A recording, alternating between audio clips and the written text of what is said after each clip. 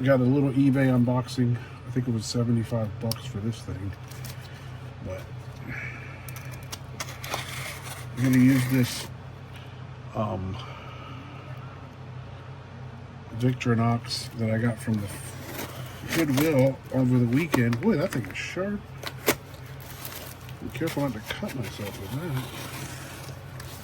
Okay.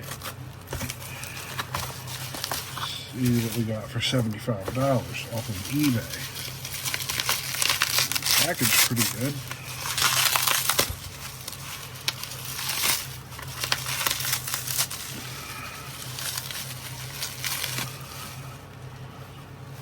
This,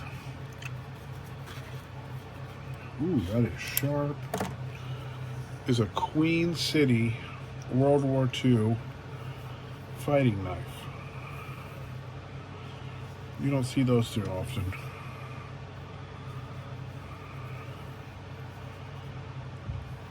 Alright, thanks for watching.